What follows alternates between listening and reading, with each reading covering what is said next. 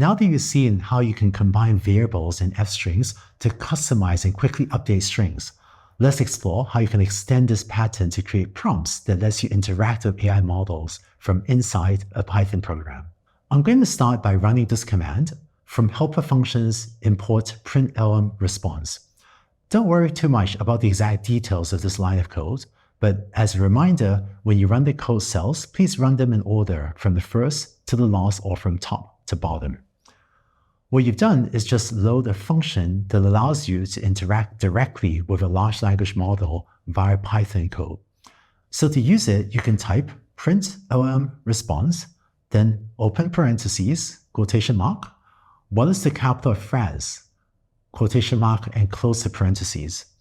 And this actually calls ChatGPT, and it got back the answer. The capital of France is Paris.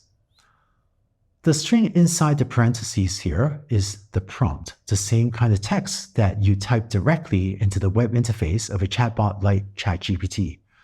So you can now use all the Python coding you've learned so far to build up complex prompts that can include variables and then pass them to a large language model using this code.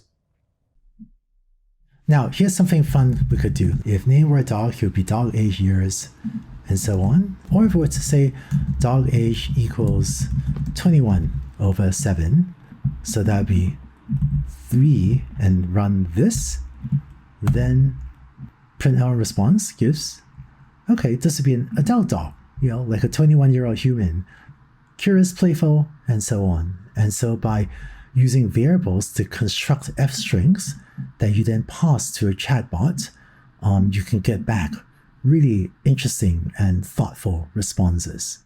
Now, let's look at a few more examples of using variables, and we'll look at some bugs and how to fix them. So let's write a children's story where the driver's unicorn drives vehicle is a colorful asymmetric dinosaur car, and the planet is Pluto. And then let's print our response, write me a children's story about a driver racing on a vehicle for the favorite planet. So there are a few things wrong with this code. I encourage you to pause the video to see if you can spot what's wrong with this. Let me run this code myself. There are actually quite a few errors. Driver's vehicle has an apostrophe S in the variable's name, and there's also a space. If you want a space, use instead an underscore like that, and that would fix it. I also need to replace this down here. If I run this again, then it looks like we left off the close quotes for Pluto, and there's a space here, which makes this an invalid variable name. So if I do that, this should run, and then I haven't fixed this yet. Let's see what happens. So this doesn't work because there's a space in my curly braces. If I do that, then this lets me use the large language model to write that 300 words children's story. Cool. Not too shabby.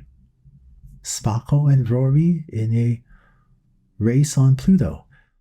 I'd encourage you to, plug in a different driver, plug in a different vehicle, and run this yourself and get your own children's story. So that takes us almost to the end of this lesson. Please take a look at the exercises at the end of the Jupyter Notebook to practice your code writing and debugging skills.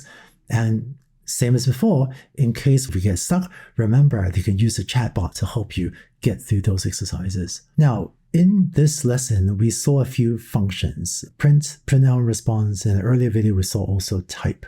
In the next video, we'll take a deeper dive into functions, what they are, how to use them. I'll see you in the next video.